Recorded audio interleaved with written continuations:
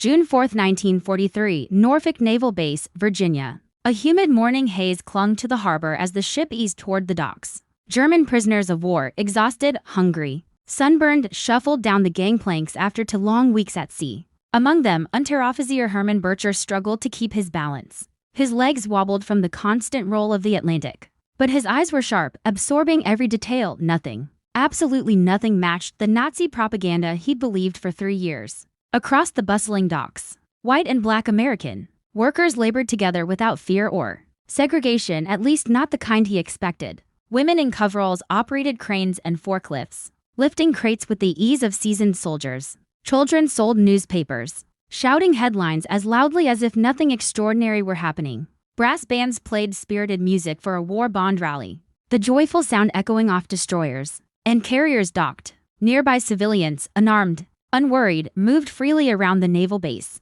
barely glancing at thousands of enemy troops stepping onto U.S. soil. Herman muttered in disbelief to the man behind him.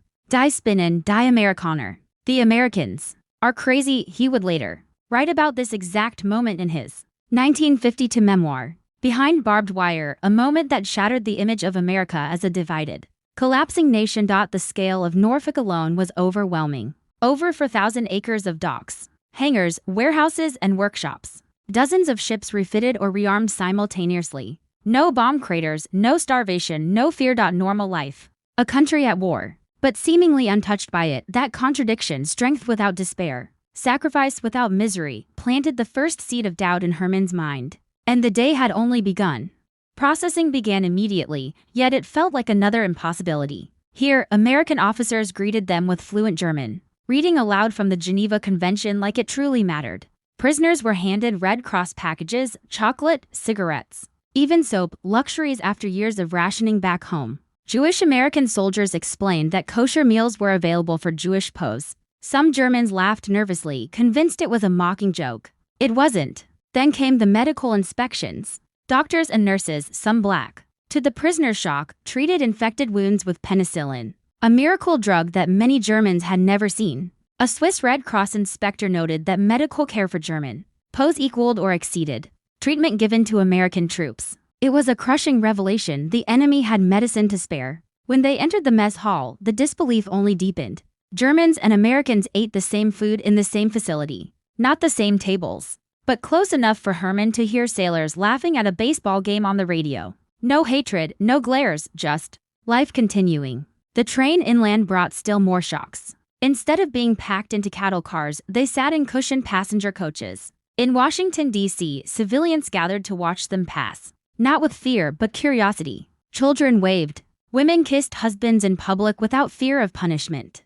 America's factories were unhidden. The Glenn L. Martin aircraft plant in Baltimore stood wide open, bombers gleaming in the sun. Steel mills roared night and day, not worried about spies. America wasn't just surviving, it was thriving. For many German prisoners, the war seemed already lost, not tactically but ideologically. When the prisoners arrived at Camp Hearn, Texas, they braced for brutality. Instead, they found wooden barracks with electric lights, indoor plumbing and hot showers, mattresses, sheets, blankets. It felt like some twisted dream. Recreation halls offered ping pong, musical instruments, even a library. Lieutenant Colonel Seal Stiles, the camp commander, addressed them respectfully and in perfect German. He explained their rights, privileges, and an idea almost impossible to comprehend. They could elect their own spokesman and organize sports, theater, and education programs. Men who had lived under rigid authority were suddenly given self-governance. Some thought it a trap, others thought America weak. But freedom, even limited freedom, is tempting. They were allowed to work on local farms, earning scrip to buy chocolate, cigarettes, tobacco, even guitars in the canteens. Many found themselves laboring beside Mexican American and black workers, people they were taught to despise, now proving equal or superior in strength and dignity. One day, Herman watched a black medic treat a wounded German officer with kind professionalism. In Germany, that medic could not have even touched him. The officer looked away afterward, ashamed not of the wound, but the realization. Every day, lies Hitler had told them unraveled a little more. America was far from perfect. They saw racism too, especially when German POWs were welcomed into restaurants, while their black guards were refused service. That contradiction lodged deep in Herman's conscience. Yet something else grew stronger, the feeling that freedom, chaotic Messy, loud, was a power Germany never understood. For the first time, the prisoners began to wonder, if we are the master race, then why does the enemy treat us like human beings?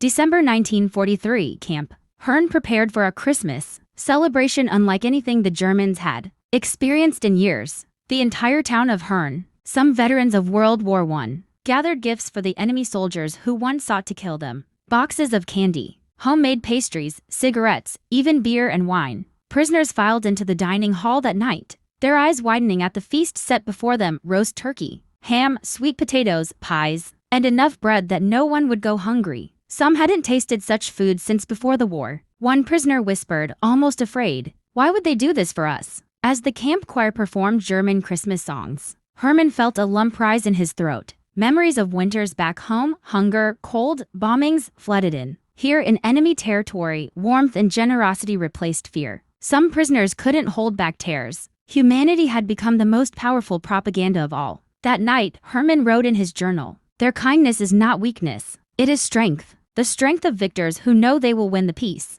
The seeds of transformation spread quickly. Men who once saluted Hitler now preferred democratic debate in camp meetings. Camp newspapers slowly shifted from Nazi slogans to discussions of freedom and government by the people. They began requesting banned German literature, Thomas Mann, Heinrich Heine, topics outlawed in their homeland. Even arguments among them changed. Instead of swearing loyalty to a dictator, they debated what Germany should become after Hitler. The Christmas feast didn't just feed their stomachs. It fed their morality, their doubts, and their long-suppressed hope. That night, many German soldiers finally understood. The war they were losing was not just on the battlefield. They were losing the war for their own souls. Day by day, contradictions mounted. German soldiers noticed how Americans openly criticized their own government, newspapers printing political cartoons mocking Roosevelt, citizens complaining in cafes without fear. Democracy wasn't fragile. It was resilient, stronger because people could disagree. Meanwhile, black guards commanded respect inside the camp,